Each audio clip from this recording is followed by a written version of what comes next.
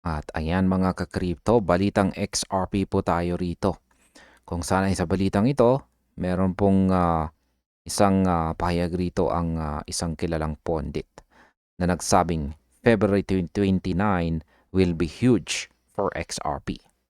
Just got some massive inside info. Yan, napakatindi. Handa na ba kayo sa massive inside info para kay XRP? Usap-usapan po kasi ngayon dito sa mundo ng crypto ang post ng commentator na si Cobb. Sabi niya, magiging huge or malaki daw ang February 29 para kay XRP. Pero bago po tayo mag-buy button, may isang malaking problema po tayong dapat ayusin. Ayan, heto po ang plot twist. Ngayong taong 2026, wala pong February 29. Ayan, walang February 29. Oo, tama po ang narinig ninyo mga ka-crypto. Ang 2026 ay hindi po leap year. Ang huling February 29 ay noong 2024 pa at ang susunod ay sa 2028 pa. Kaya kung may nagsasabing may malaking mangyayari sa petsang hindi naman nag-i-exist sa kalendaryo natin ngayon, ano kaya ang ibig sabihin nito? Symbolism ba ito? O baka naman nakalimutan lang tumingin sa kalendaryo? Sa kabila ng calendar fail na ito, nagdulot pa rin ito ng ingay sa XRP community. At ang tanong ay bakit? Dahil ang crypto markets ay nabubuhay po sa anticipation. Sabi ng iba, baka ang tinutukoy ni Cobb ay ang long-term horizon sa taong 2028. Pero sa ngayon, sa XRP ay nasa gitna ng consolidation. Matapos po ang Ripple SEC case noong August 2025, ang focus na natin ay adoption at saka liquidity. Pero dahil sa mga ganitong inside info rumors, tumataas po ang volatility kahit wala pang official confirmation. Ayan, tandaan po natin, ang tunay at sustainable na rally ay nangangailangan po ng resibo, institutional partnerships, network upgrades o regulatory filings. Ito po ang mga dapat nating tinitignan, hindi lang basta mga tweets. Sa ngayon ay wala pang opisyal na balita na nagtutugma po sa February 29, 2026. Kaya habang ang iba ay naghahanap ng 29th day sa kanilang February, ang matatalinong investors ay nakatutok naman sa measurable on-chain activity at saka validated announcements. Ngayon, ang masasabi ko naman po tungkol dito ay huwag pong basta-basta magpapadala sa hype. Lalo na kung ang date na binigay ay wala po sa kalendaryo.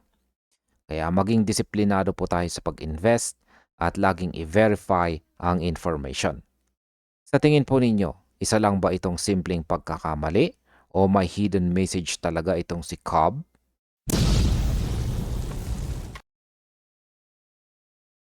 Ayan, sabi naman sa balitang ito, XRP is following gold and silver patterns before big moves.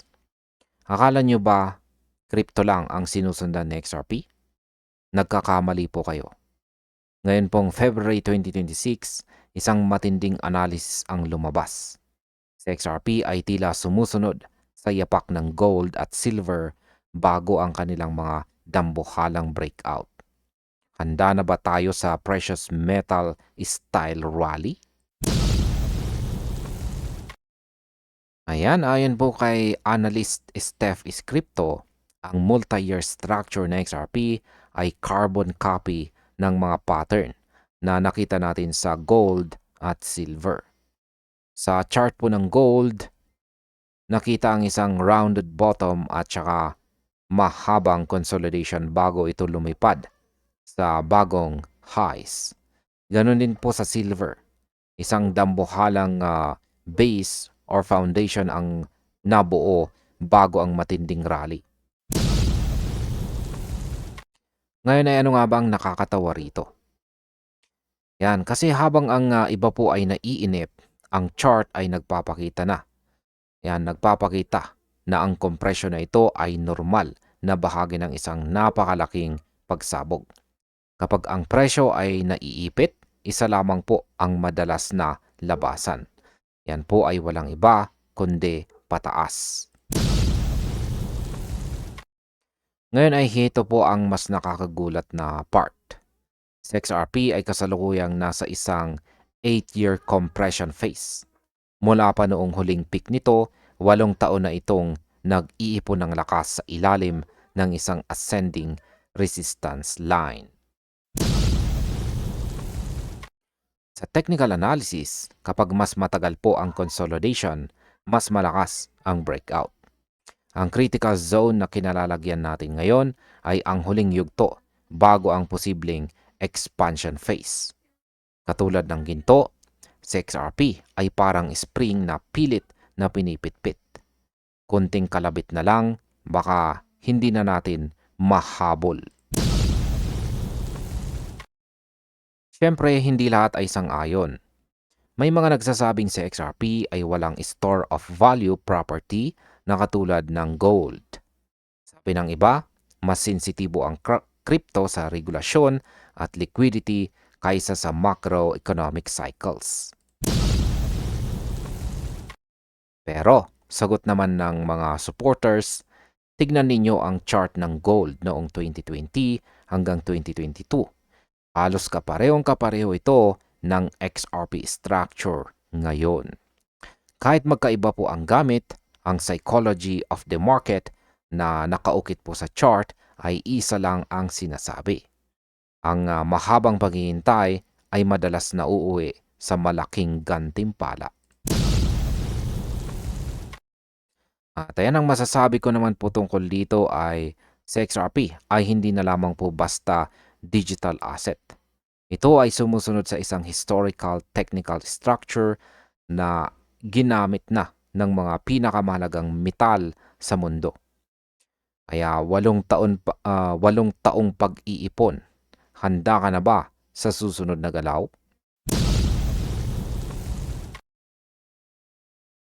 At ayan, sabi naman sa balitang ito ay top XRP bull says no chart justifies $10,000 or $1,000 XRP price. Pagod ka na ba sa mga thumbnail na nagsasabing magiging $10,000 ang isang XRP? Ngayon pong February 2026, mismong ang mga sikat na XRP bull na ang nagsalita. Walang chart sa buong mundo ang nagpapatunay na aabot tayo sa ganyang presyo. Pero, wag po kayong malungkot dahil may mas magandang balitang nakita po sa charts. At ayan, ayon po sa sikat na influencer na si Crypto Bull, ang pangarap na $1,000 o $10,000 kada XRP ay walang basihan sa technical na aspeto sa ngayon.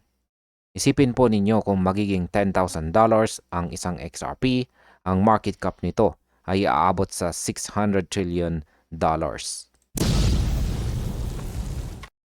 Mas malaki pa yan sa buong pera ng mundo.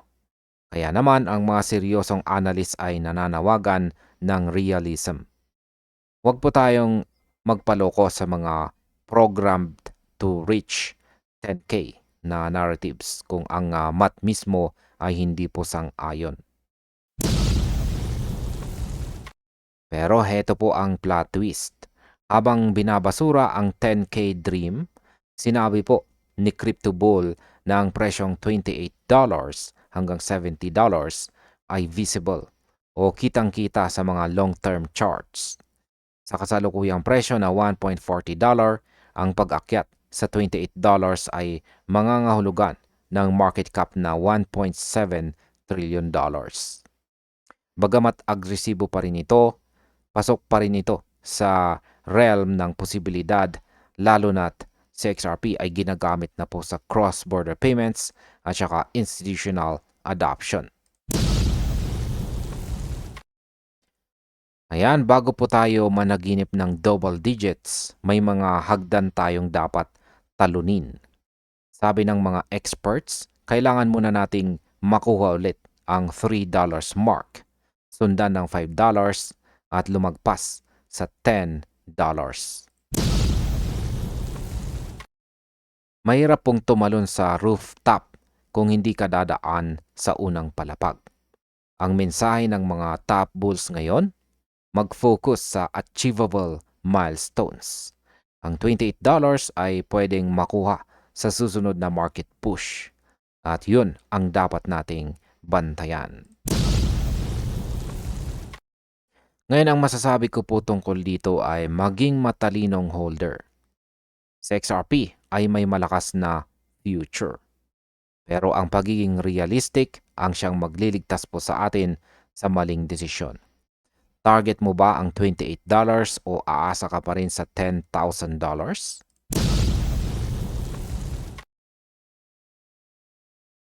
At ayan, sabi naman sa balitang ito, over 31 million XRP flowed into Binance in a day. What are the possible implications? Ayan, may malaking whale movement na naganap po ngayong February 2026. At siguradong mapapatingin po ang bawat XRP holder. Mahigit 31 milyong XRP ang biglang pumasok kay Binance sa loob lang ng isang araw. Ano ang balak ng mga dambuhalang ito? Magbebenta na ba sila o may ibang plano? At ayan, pag-usapan po natin ang mga numero. Nito pong nakalipas na February 21, naitala ang 31.75 million XRP inflow kay Binance. Ito po ang pinakamalaking single day spike ngayong buwan. Kumpara po sa normal na 1.2 million hanggang 1.8 million lang kada araw. Ang talon na ito ay hindi po normal. Kahit ang South Korean exchange na Upbeat, hindi rin nakaligtas dahil nakapagtala rin sila ng halos 15 million XRP inflow. Parang nag-usap-usap ang mga holder na ilabas ang kanilang mga tokens mula sa cold wallets. Ngayon ay sino ang mga salarin? Hindi lang ito mga small fish. Ang pinakamalaking bahagi ng 31 million na yan ay galing po sa mga wallets na may hawak na 100,000 hanggang mahigit 1 million XRP. Kay Binance, ang mga whales ang siyang nagtulak ng volume. Pero kay Upbeat, mga mid-size holders naman ang bida. Ang ganitong klaseng paglipat ng assets ay laging nagbibigay ng kaba sa market. Lalo na sa XRP ang kasalukuyang naglalaro. Lalo na sa XRP ay kasalukuyang naglalaro lamang po sa range na $1.39 matapos po ang 5 buwang pagbaba ng presyo. Ngayon ay ito po ang tanong ng lahat. Ibebenta na ba nila? Karaniwan kapag ang tokens ay dinadala sa exchange, ibig sabihin ay handa na itong i-trade o ibenta. Kung mangyayari po yan, pwedeng maipit po ang presyo sa ilalim ng $1.40. Pero teka lang, hindi lahat ng deposit ay sell-off. Minsan ginagamit ito bilang collateral sa derivatives o kaya naman ay para maglagay ng malalaking buy walls sa ilalim. Kung ma-absorb ng market ang supply na ito at manatiling matatag ang presyo sa $1.35 hanggang $1.40, sinyalis ito ng matinding demand. At ayan, ang masasabi ko naman po tungkol dito ay ang dapat nating bantayan sa susunod na mga araw ay ang order book. May lalabas bang higanting sell walls o baka naman ito na ang huling pagyanig bago ang isang recovery? Siguradong nakabantay po sa net flows dahil siguraduhin po nating nakabantay tayo sa net flows dahil ang galaw ng 31 million XRP na ito ang siyang magdidikta ng ating short-term direction.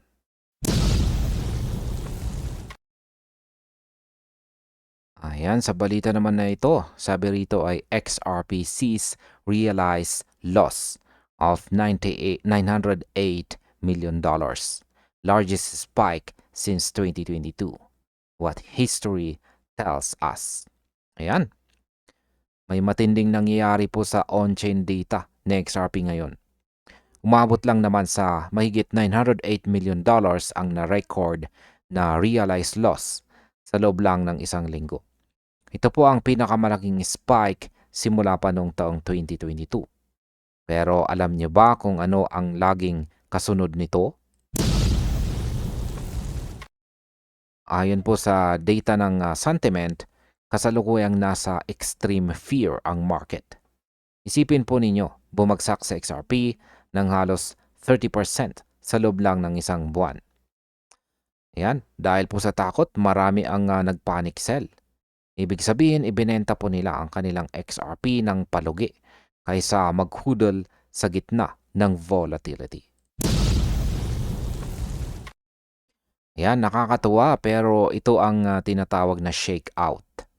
Tinatapon ng mga weak hands ang kanilang tokens pabor sa mga whales na tahimik lang na nag-aabang sa ibaba. Ngayon ay balikan po natin ang history or kasaysayan. Nung huling beses na nagkaroon po ng ganitong kalaking realized loss noong November 2022, ang sumunod na 8 buwan ay nagtala ng 114% price increase. Ang tanong ay bakit? Dahil kapag naubos na ang mga taong gustong magbenta dahil po sa takot, nawawala ang selling pressure. Sa madaling salita, kapag wala nang nagbebenta, kahit konting bili lang ng mga bagong investors, mabilis na ulit na aakyat ang presyo. Ngayon ay ano ang sabi ng mga eksperto? May mga analyst na nagsasabing posibleng i-retest muna ang $1.11 bago ang tunay na pagsabog. At ang target, may mga nagsasabing $4 sa March at posibleng umabot ng $9 hanggang $10 pagdating po ng April dahil sa mga bagong regulatory development sa US. Kahit ang mga AI models nagfo-forecast ng mas mababa pa. Pero manatili po tayo sa realistic na targets. Ang malaga, ang chart po ay nagpapakita na po ng worst part ng pagbagsak ay mukhang tapos na.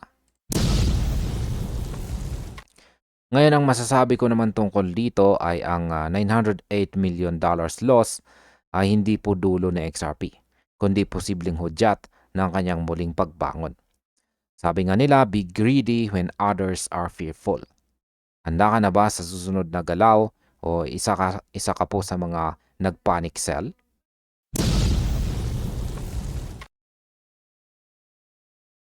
At narito na po ang ating panghuling balita sa video na ito. Sabi rito, Pundit identifies extremely great indicator to predict XRP price trends. Ayan, pagod na ba kayong manghula kung kailan aangat sa XRP? Ngayon habang nakakaranas po tayo ng selling pressure, may isang extremely great indicator na muling lumutang para basahin ang market. Hindi po ito hula-hula lang. Ito po ay base sa historical data ng Futures Open Interest. Ngayon ay ano nga ba itong Open Interest or OI? Yan, sa madaling salita, ito po ang kabuuang bilang ng mga active contracts sa futures market. Ayon po sa community commentator na si Chad Steingraber, ang presyo ng XRP at ang OI ay laging lockstep o magkasunod ang galaw. Nito pong taong 2021, nang tumalon sa XRP mula sa 46 cents hanggang halos $2, ang OI ay sumabay din mula 500 million patungong halos $2 billion. Kitang-kita po ang pattern. Ayan, kapag tumataas po ang interest ng mga traders, sumasabog ang presyo. Parang sa live life lang, kapag walang interest, walang galaw. Ngayon ay tingnan po natin ang mas malapit na kasaysayan. Noong November 2024, matapos po ang panalo ni Donald Trump, sa XRP ay umakyat mula 50 cents hanggang $3.40 pagdating ng January 2025. Kasabay po nito, ang open interest ay umabot sa record-breaking na $7.76 billion. Ngayon ay uulit ba ito? Nito pong July 2025, umabot pa sa $10.94 billion ang OI nang muling mag-test sa XRP sa $3.60. Sa ngayon dahil nasa downtrend tayo at nasa $1.35 ang presyo, ang OI ay bumaba na rin sa $2.29 billion. Ibig pong sabihin, naghihintay lang ang market ng panibagong pasok ng fresh capital. Pero ito po ang babala. Ang OI ay isang trend confirmation tool, hindi isang mahiwagang bulang kristal. Kapag tumataas po ang presyo at OI ng sabay, ibig sabihin ay healthy ang trend. Pero kapag masyadong mabilis ang pag-akyat ng OI habang nagrarally, diyan nagiging crowded ang market. Ayan, kapag masyado pong maraming naka-leverage, isang maling galaw lang, liquidation party agad. Kaya naman ang pag-monitor sa $2.29 billion OI level natin ngayon ang magsasabi kung kailan magsisimulang bumalik ang mga whales at trend followers sa laro. Ngayon ang masasabi ko naman tungkol dito ay wag lang tayong tumingin sa price chart. Silipin din natin ang open interest. Kapag nakita po natin na nagsisimulang uminit ang futures market, baka iyan na ang start signal na hinihintay natin para sa recovery ng XRP. Kaya handa na ba ang inyong portfolio para sa susunod na spike?